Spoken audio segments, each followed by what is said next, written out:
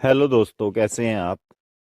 बहुत दिन से एक चीज मेरे माइंड में थी कि गीता में भगवान श्री कृष्ण ने कहा है कि आत्मा एक शरीर को छोड़कर दूसरे शरीर में प्रवेश कर जाती है। जैसे कि हम पुराने वस्त्रों को त्याग कर नए वस्त्र ग्रहण कर लेते हैं, इसी प्रकार आत्मा भी वस्त्रों की तरह शरीर बदलती रहती है और पुराने शरीर छोड़ के नए शरीर में प्रवेश कर जाती है।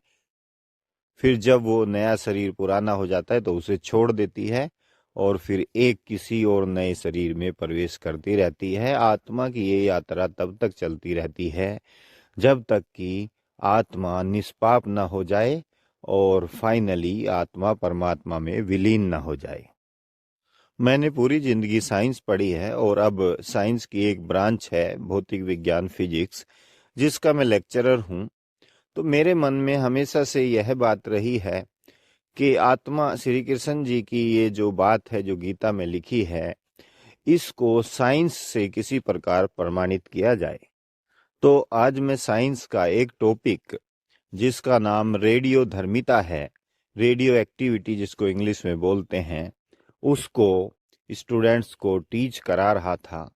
उसमें क्या होता है कि कुछ तत्व ऐसे होते हैं जो हमेशा अपने अंदर से अल्फा बीटा कण और गामा किरणों का उत्सर्जन लगातार करते रहते हैं तथा ये तत्व किसी दूसरे तत्व में बदलते रहते हैं, और यदि वह तत्व भी उभयधर्मी तत्व है तो वो भी अपने अंदर से अल्फा बीटा कण और गामा किरणों का उत्सर्जन करेगा तथा किसी तीसरे तत्व में बदल जाएगा।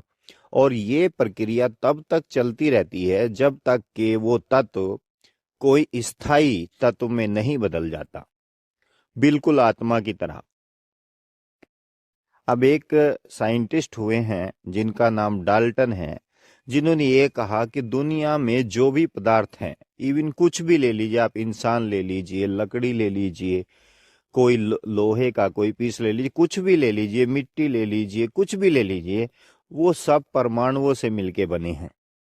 इसके अनुसार हमारा जो शरीर है वो भी परमाणुओं से मिलके बना हुआ है।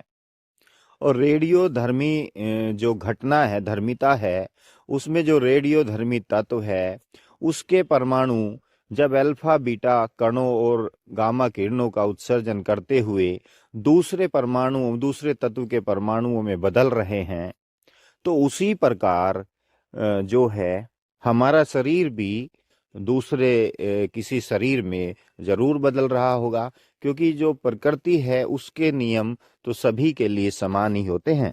तो प्रकृति